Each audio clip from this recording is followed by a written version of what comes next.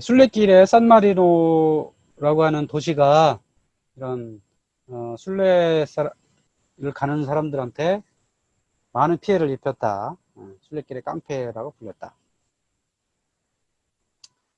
제가 이제 작년 초에 여기를 갔었어요. 이 사진 보면 여기 맨 꼭대기에 이 도모 성당이 있는데, 이 뒷면은 되게 오래됐는데 정면은 이게 19세기에 좀 개축을 했나 봐요. 상당히 깔끔해요. 근데 두오모에서 여기 못 들어갔어요. 좀 늦게 가가지고 문을 안 열어서 3시 넘어서 갔더니 문을 안 열어가지고 여기 못 들어갔고 뒷면만 이렇게 봤습니다. 썬마리노. 여기 어떤 남자가 하나 있네요. 참 저는 그 지리 공부할 때부터 썬마리노를 가고 싶었거든요. 근데 뭐 특별하진 않는데 어쨌든 지금도 이탈리아 내에서 소도시로 살아남은 2개 도시 중에 하나죠. 하나는 바티칸이고 또 하나는 산마리노. 그러니까 여기를 굳이 나라를 없앨 필요가 없을 필요 없다라고 그냥 나부려 뒀나 봐요. 근데 지금은 여기가 면세거든요. 그래서 사람들이 여기 면세점으로 와요. 그 다음에 석유가 면세기 때문에 싸요. 주유소가 하나 있는데 그 주변 사람들이 여기 주유소로 온대요.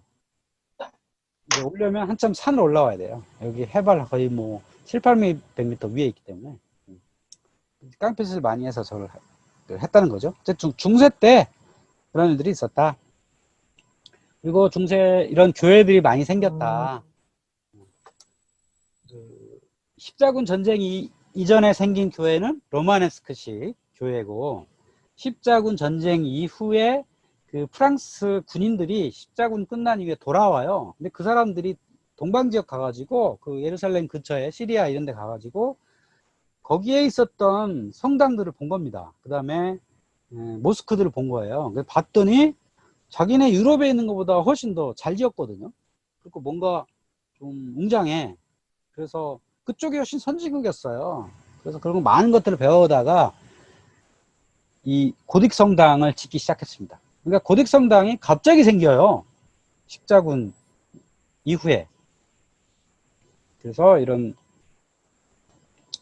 공간이 널찍하고 기둥이 굵직하고 아주 높은 교회들을 만들기 시작했죠. 근데 왜 이렇게 교회를 높이 지었을까요? 이게 아마 음악 때문에 그럴 이유도 있을 거예요. 여기에서 성가대가 노래를 하면 저 위에 천정에서 이렇게 울린다는 거죠. 거의 천국과 같은 느낌을 주는 교회들을 많이 짓기 시작했다. 근데 이 돈을 어디서 나서 이렇게 거대한 교회를 지었을까요? 세금으로 지었을까요? 물론 세금도 일부 들어가겠지만 자발적인 게 많이 컸다는 거죠. 돈이 많은 귀족이나 아니면 뭐 왕들도 그렇고 자발적 기부를 많이 했는데 그 기부의 가장 큰 이유는 연옥에서의 벌을 면제받을 수 있기 때문에 그런 게 상당히 컸다. 그 다음에 순례자들이 그 순례길을 가면서 이 교회에 들러서 한번 둘러보고 또 뭘 보냐면 성물을 봅니다. 성물의 가치가 컸어요. 성물 가서 이렇게 보면 연옥에서 벌이 몇십 년씩 경감이 됩니다. 손으로 만지거나. 그러니까 베드로가 손으로 만지면 병이 낫는 기적이 있거든요. 그런 것처럼 이런 성물을 보게 되면 치유의 기적도 일어날 수 있었고요. 뭐 그런 여러 가지 이유에 의해서 이런 교회들이 많은 사람들이 자발적 기부에 의해서 세워질 수 있었다라고 하는 것입니다. 다음에 나올 제 책에 이 이야기를 많이 실었습니다. 사람들의 자발적 기부에 의해서 이 거대한 교회들이 세워질 수 있었다는 거. 그러니까 이 프랑스 같은데 시골에도 어마어마한 교회가 서 있거든요. 도대체 이렇게 가난한 그냥 시골 마을에서 어떻게 교회가 만들어질 수 있었을까? 이걸 상상해 보면 과거 중세 시대에 그런 기부가 있었기 때문이다. 그다음에 유대인 얘기가 중간에 있죠. 예, 유대인은 고리대금업밖에는 할 수가 없었다. 다른 직업을 허용하지 않았다. 그리고 특정한 곳에 모여 살아야 했고, 그 다음에 옷도 유대인 표지를 해야 됐거든요. 반드시. 그래서 제가 베네치아 갔을 때 유대인 거리를 가봤어요. 좀 많이 남아있진 않다는데 어쨌든 유대인 거리 요 베네치아 입구에 코쇼라고 하는 식당 있죠? 예, 코쇼. 유대인이 만 먹을 수 있는 그 코쇼 식당이 맨 입구에 있었고요. 안으로 쭉 들어가 보니까 여러 시설들이 있었습니다. 다윗 서점도 있었고, 그다음에 시나고그라고 하는 회당도 있었고, 그다음에 학교도 있습니다. 학교 앞에 광장이 있죠. 베네치아는 요 광장이 좀 독특하죠. 중간에 있는 무슨 우물같이 생겼죠. 예, 저게 바로 우물입니다. 요 지하에는, 저 우물 지하에는 물을 보관할 수 있는 이렇게 큰 저수지 같은 게 있었어요. 그래서 빗물을 모아가지고 저 우물을 썼던 흔적입니다. 그러니까 과거에 이런 도시마다 흔히 게토라고 부르는 유대인 거주 공간이 있었다라고 하는 게 유대인에 관한 거고요. 그래서 유대인이 고리대금업밖에 할 수 없었기 때문에 돈을 많이 벌었죠. 그리고 유대인들은 읽고 쓸 수 있는 거의 유일한 사람들이었거든요. 그러니까 유대 중세에서는 읽고 쓸 수 있는 사람은 성직자 외에는 거의 없었는데 유대인들은 상업을 해야 되니까 부기, 장부를 써야 되고 그래서 이 사람들이 상업을 했고 돈을 많이 벌었다. 그것이 나중에 이제 오늘날의 유대인들의 경제를 잘 아는 역사적 이유가 이제 됐겠죠. 그리고 고리대금업은 예로부터 죄의 일종이었어요. 뭐 아리스토텔레스도 이자는 죄라고 그랬거든요. 그리고 이슬람에서도 오늘날 그 이자를 받지 못합니다. 그래서 이슬람 은행은 이자를 못 받죠. 그래서 집을 살 때도 돈을 대출해 주는 게 아니에요. 은행이 집을 사가지고 그 개인한테 빌려주는 형태로 운영을 합니다. 따져보면 또 다 대출이 그 이자가 있는 건데 약간의 그런 문화적 트릭이라고 할 수 있겠죠. 예로부터. 근데 기독교인은 뭐 중세 이후에는 그런 이자에 대해서는 별로 신경 안 쓰죠. 중세 말기부터 기독교인들도 고리대금업을 많이 했어요. 뭐 가장 대표적인 집안이 메디치가라 할 수 있겠죠.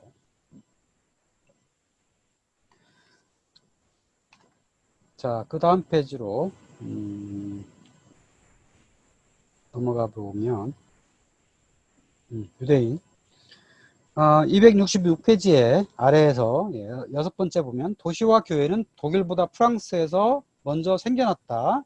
그 이유는 뭐냐면 프랑스가 훨씬 더 부유했고 여기가 좀 땅이 넓었거든요. 그래서 특히 십자군 원정에서 귀족들이 많이 죽었어요. 그래서 귀족들이 갖고 있는 영지들을 누가 없앴냐? 프랑스 왕이 계속 흡수했다는 거예요. 그래서 이미 1300년 경부터 왕은 영토를 더 이상 귀족들에게 봉토로 내주지 않고, 사실 봉토로 내준다는 건 사실 의미가 말이 안 되는 거고요. 내주는 게 아니고 그 전까지는 왕 밑에 귀족들이 힘이 셌는데 이제 점차적으로 힘센 귀족들이 영주들이 점점 사라지는 겁니다.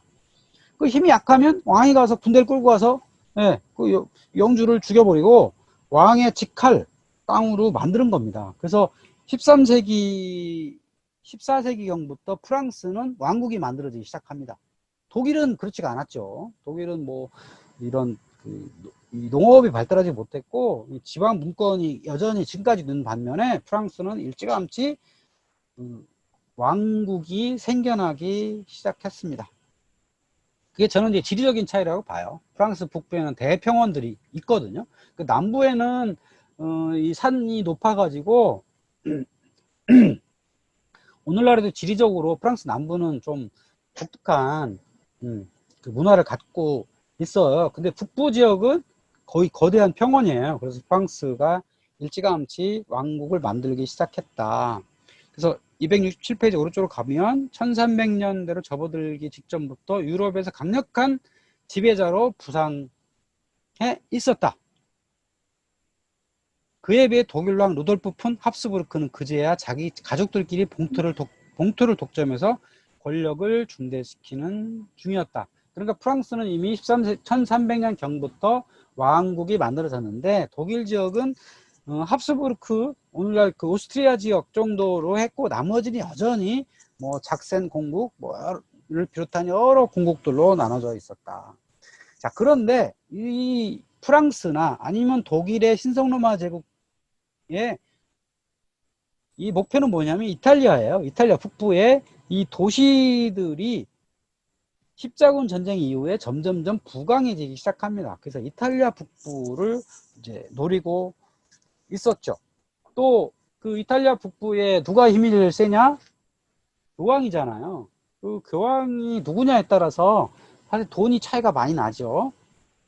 그래서 앞에 그 카노사의 굴욕처럼 황제지만 교황한테 굴욕을 당한 것처럼 여전히 교황과 프랑스 왕, 그다음에 신성로마제 황제 이 세 세력 간의 이제 어떤 알력 다툼 이런 게 있기 마련입니다.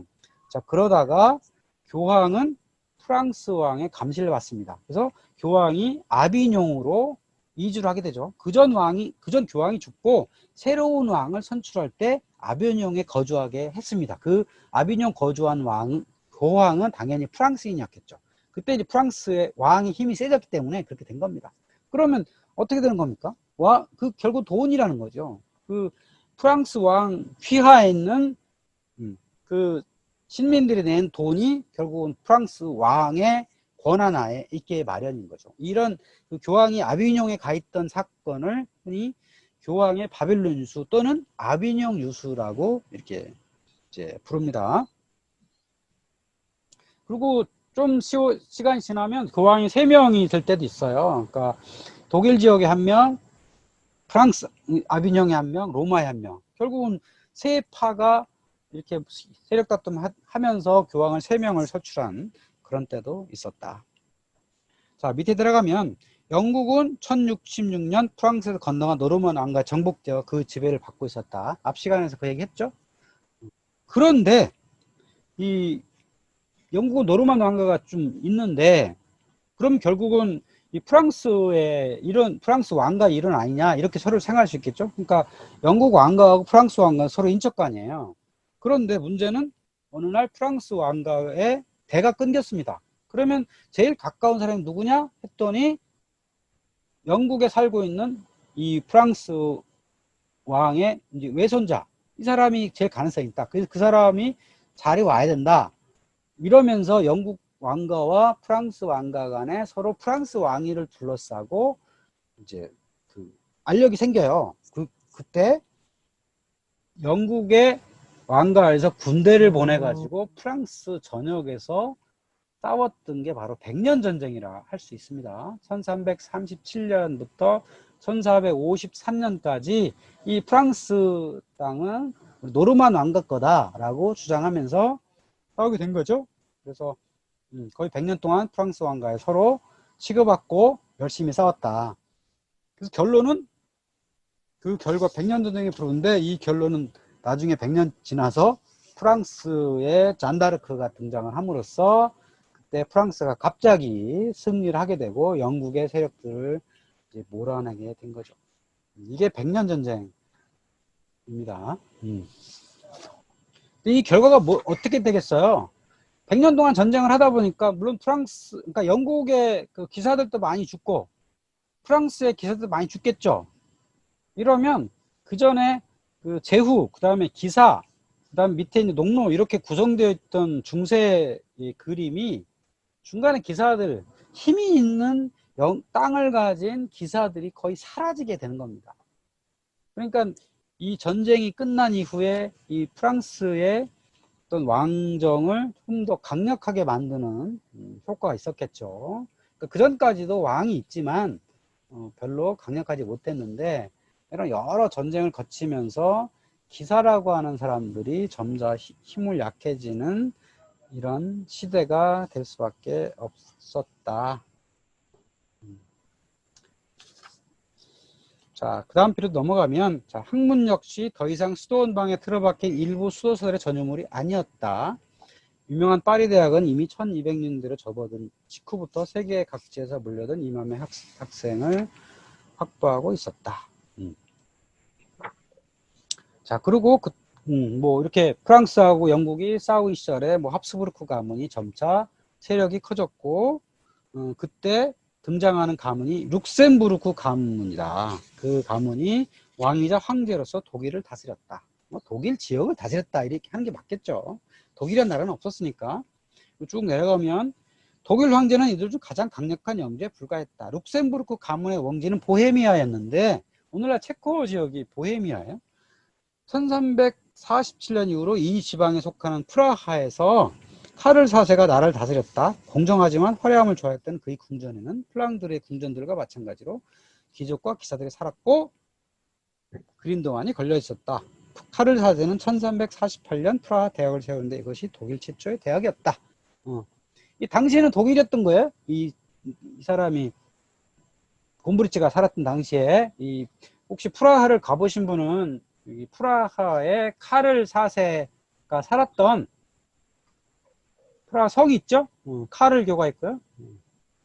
프라하는 거의 하루 정도 있어 보면 딱 좋은데 좀 아름다운 강과 카를교, 그 다음에 프라하 성 있죠. 자, 26페이지로 26장으로 가봅니다. 새로운 시대. 자, 르네상스입니다. 자, 르네상스가 무엇이냐? 중세가 거의 1000년 동안 이어지죠. 근데 중세는 한마디로 신의 시대라고 할 수 있죠. 모든 것이 신의 뜻에 따라서 행해지던, 그 다음에 교황이 절대 권력을 쥐고 있던 시대. 그리고 또 하나는 이교도라고 하는 이슬람에 늘 피해를 당하던 시대. 이렇게 이해를 하면 됩니다. 이슬람에 이기기 위해서 여러 가지 해봤지만 어쨌든 유럽이 별로 힘을 쓰지 못하던 시대다. 자, 그런데 273페이지 6번째 줄 가보면 뭔가 시대가 달라지기 시작했습니다. 1402년 이후 이탈리아의 여러 도시, 특히 중부의 거대하고 부유한 도시들이 일어났으며 그 중에서도 피렌체가 대표적이었다.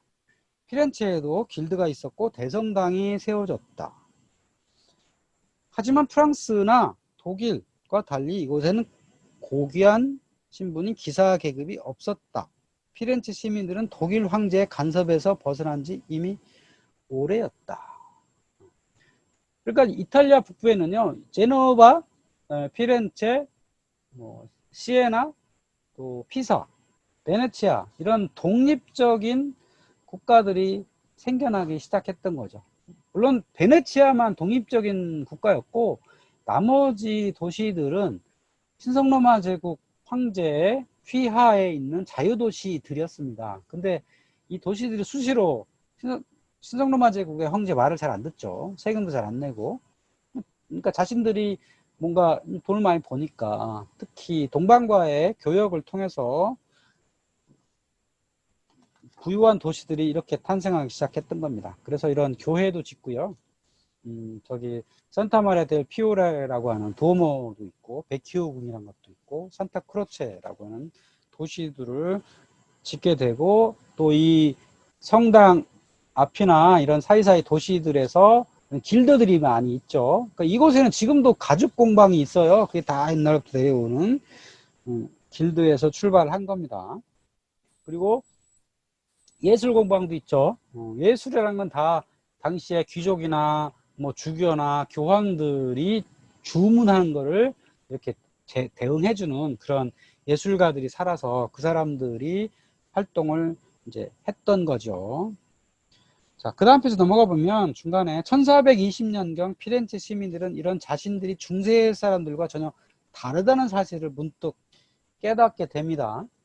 뭔가 우리는 다르다. 그리고 그 전에 중세와는 좀 다른 의식을 갖게 됩니다. 그래서 1400년대에는 뭔가 르네상스라고 하는 기운이 탄생하기 시작한 거죠. 그리고 그 전에 1300년대에 단테라고 하는 작가가 등장을 해서 당시 피렌체 방언, 오늘날의 이탈리아의 출발점인 피렌체어로 신곡이라는 책을 쓰죠.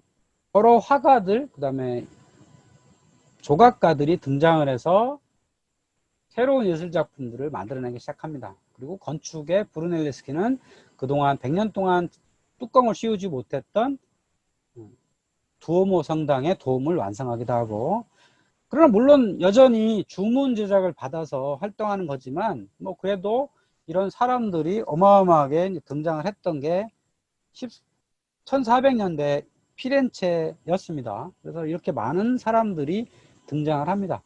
아마 알려지지 않은 사람까지 포함하면 한 100여 명 이상의 그 작가들이 이런 공방을 중심으로 해서 활동을 했다 그래요. 근데 여기 보면 제가 이 조바니 데 미치, 그 다음에 코시모 데 메디치, 로렌조 데 메디치라고 시대를 구분해 놨는데요. 물론 이런 메디치뿐만 아니라 많은 상인들의 지원에 의해서 이렇게 많은 작가들이 활동을 할 수 있었습니다. 건축가, 조각가, 화가, 이런 다양한 사람들이 있었다는 거죠. 그래서 275페이지 중간에 보면 이탈리아인들은 재생이나 부활을 뜻하는 리나시멘토라는 말을 즐겨 사용했다. 그러다가 르네상스란 말은 나중에 18세기에 등장을 해요. 그러니까 르네상스란 것은 부활이라는 거죠. 그러니까 부활은 중세시대에 잊어버렸던 과거, 고대를 부활을 시키자 이런 거예요.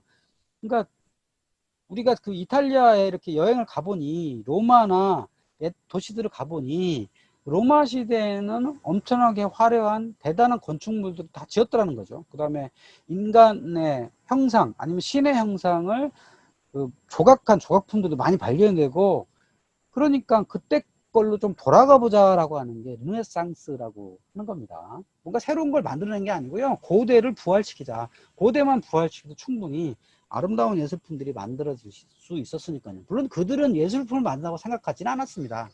우리가 이제 그렇게 보는 거죠. 후대 사람들 보기에 예술품이라고 생각했던 거지, 예술품은 아니었지만 어쨌든 고대인들이 했던 것들을 재현하는 것, 이것이 굉장히 중요하다라고 사람들은 이제 느꼈다고 하는 겁니다.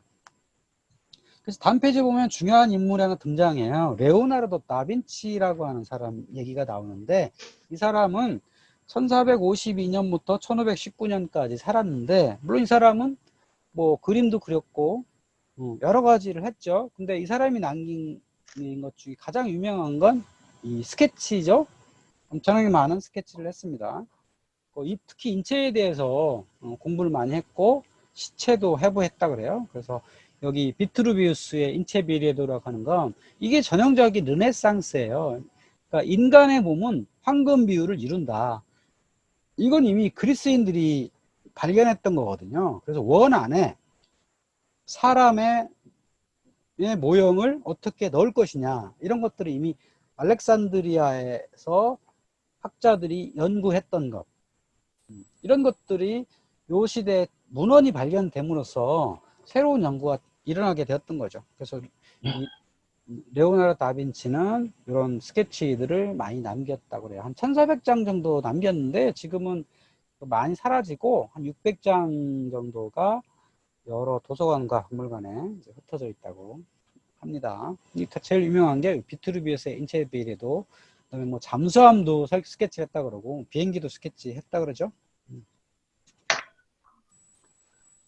당시 사람들은 뭐 다빈치가 하는 게 뭔지도 잘 몰랐고, 뭐 이거를 구현할 물론 능력이 없었기 때문에 별 의미는 있지 않았다, 뭐 그런 겁니다.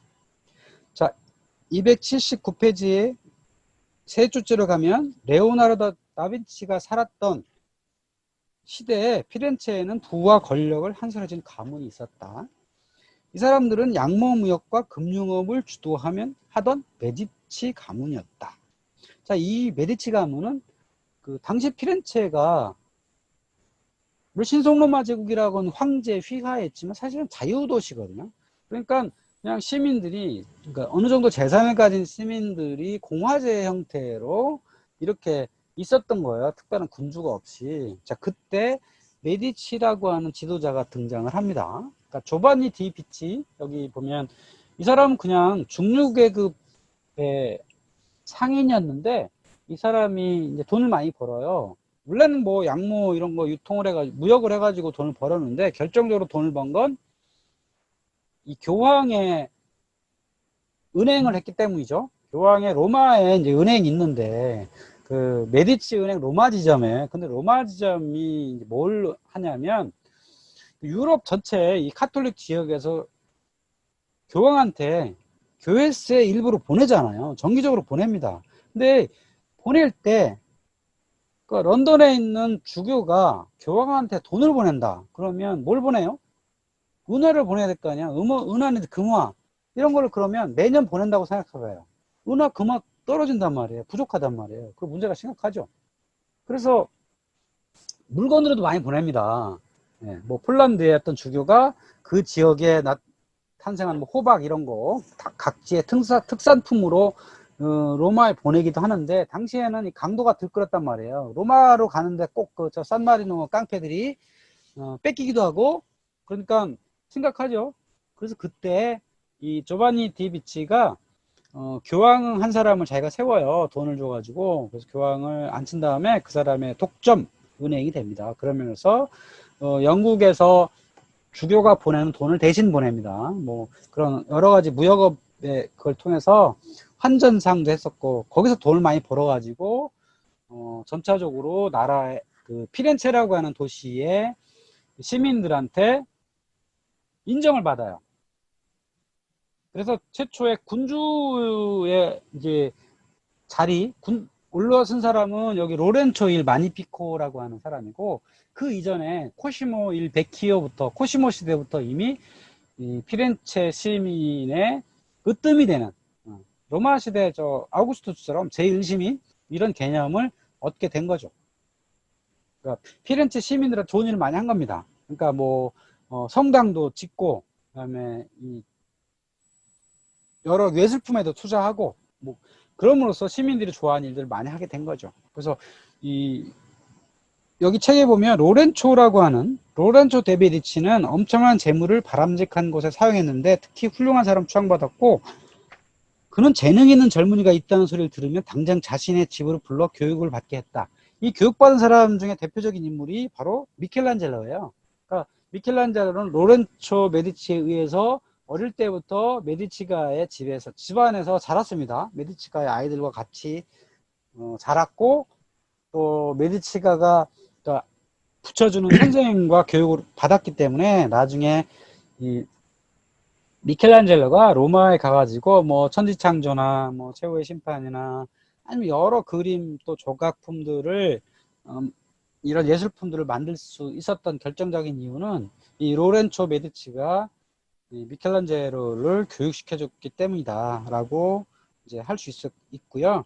그 다음에 이 당시에 많은 사람들이 옛 서적들을 찾으려고 많이 노력을 했어요. 특히 7세기 8세기에 수도원에서 필사를 많이 했는데 그런 것들을 많이 찾아냈습니다. 특히 고대 기록들을, 아리스토텔레스의 문헌, 뭐 그다음에 뭐 플라톤의 문헌, 아니면 루크레치아의 사물의 본성에 관하여 이런 책들을 입수해 가지고 이제 지식인들한테 읽히려고 이런 생각들을 많이 했다는 거죠.